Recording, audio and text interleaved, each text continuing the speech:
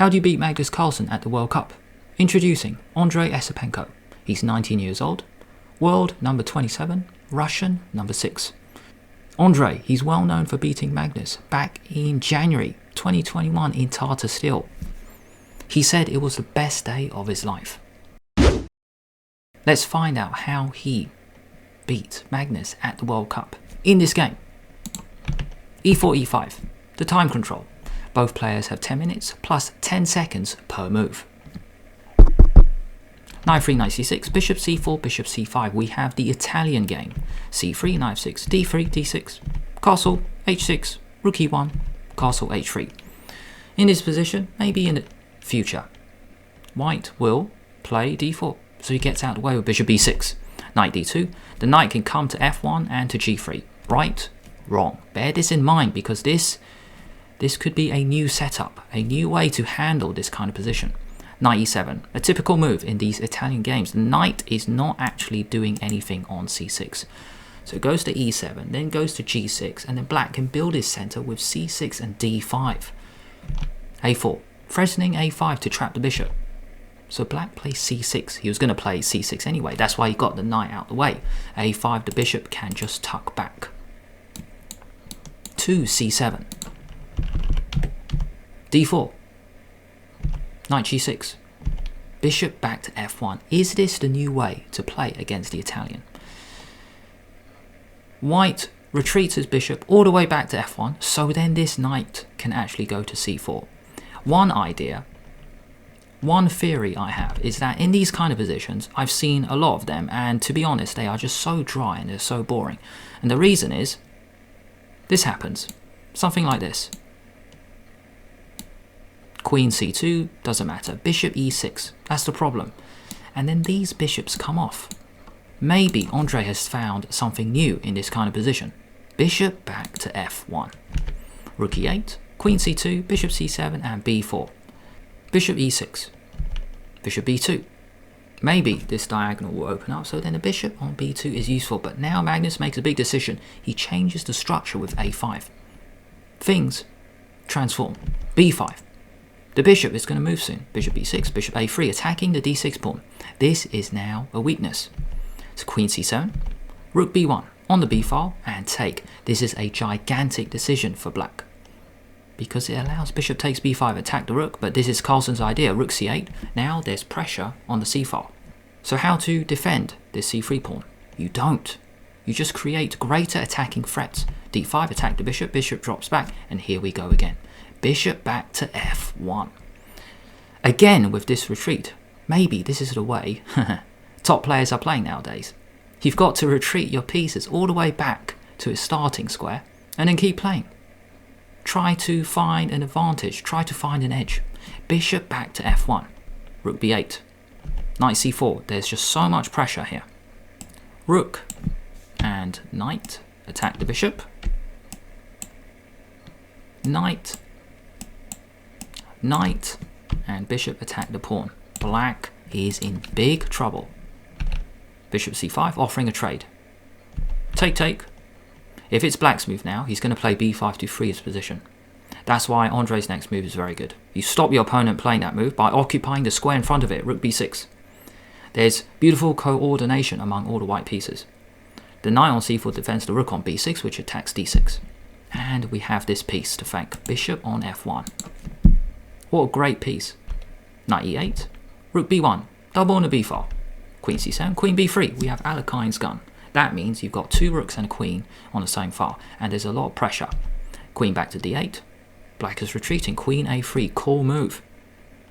Side step. Now the queen and the knight attack d6, along with the rook, actually. So much pressure on black's position. Queen f6. White now cashes in. Take.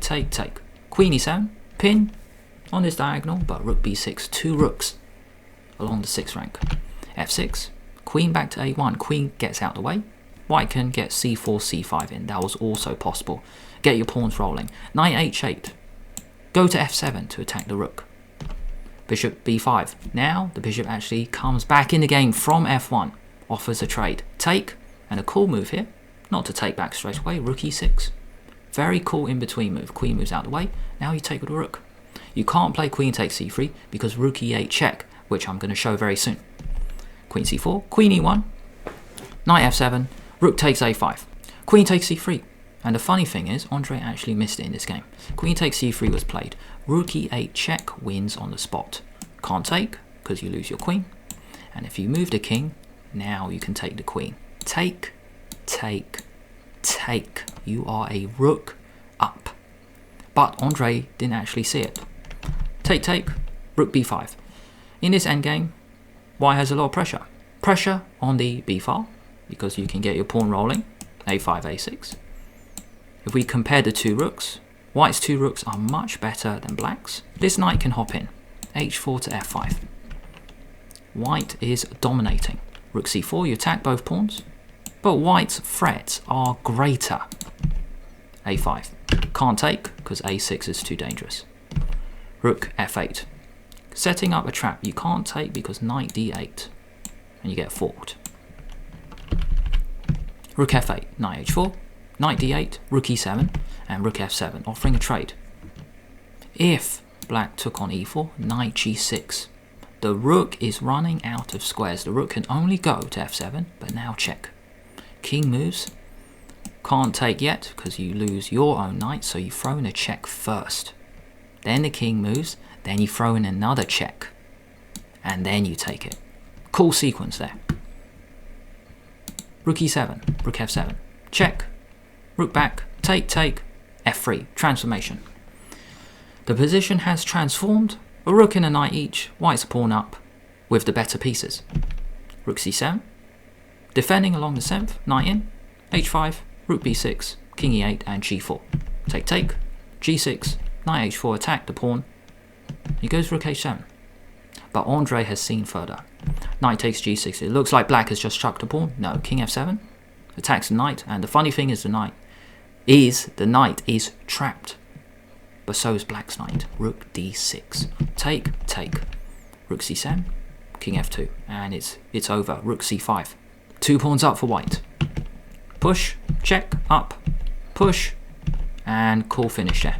You can go king g7, but it doesn't matter. You just push that pawn. Take, king g4. White's gonna find a way in. Magnus played king f7, and this is a nice tactic to remember in these rook endgames.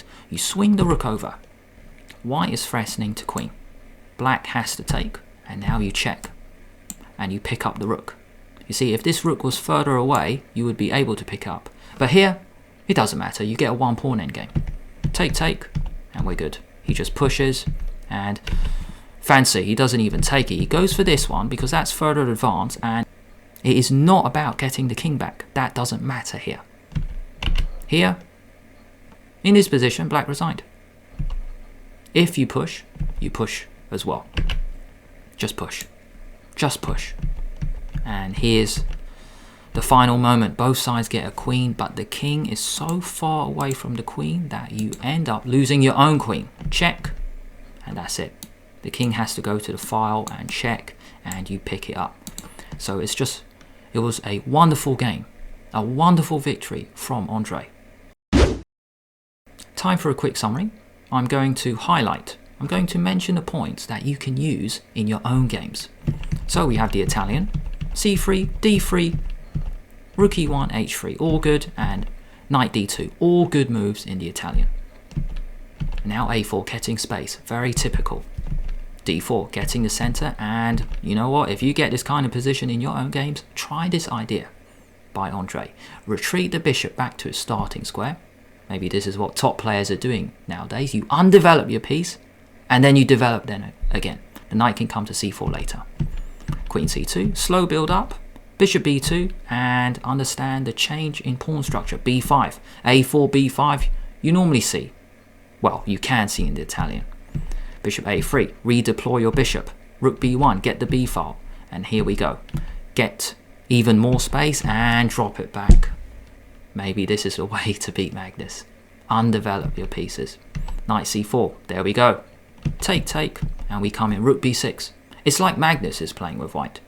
I wouldn't be surprised if Magnus actually had white, but it was actually Esipenko. Rook b6, stopping black moving because black had b5.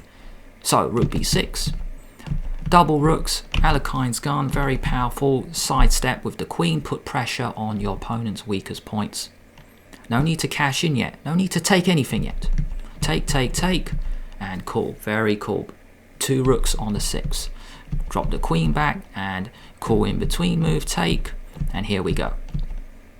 Queen c3, very nice tactic so that you can look out for in your own games. When your opponent takes a pawn, a rook check can actually deflect the guy's rook and you can actually end up winning his rook. And then we get this endgame where white's pieces are just superior, absolutely superior, much better, and we come through. Here's a nice moment once again.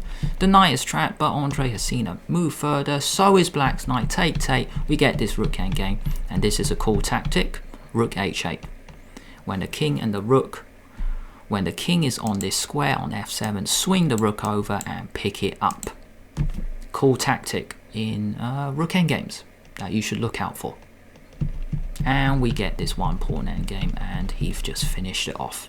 The matchup between Esipenko and Carlsen, 2 draws in the classical portion, so 1-1. Then it was 2 draws again in the rapid, where they had 25 minutes each. Then it was 1 win each in the 10-minute portion, and the game I just showed you was one of those games. But then Magnus, he ended up winning both of the blitz games. So the game I showed you was, in my opinion, the best game of their match. Magnus, he is through to the quarterfinal of the World Cup. Here's YouTube's suggestion for what to watch next. But if you don't like that option, you might like this video that I did 6 months ago, where I covered Esipenko beating Carlsen. It was the best day of his life. However, if you don't like that one, you might prefer this video. How did Magnus Carlsen play against the Sicilian in the World Cup? Thanks for watching.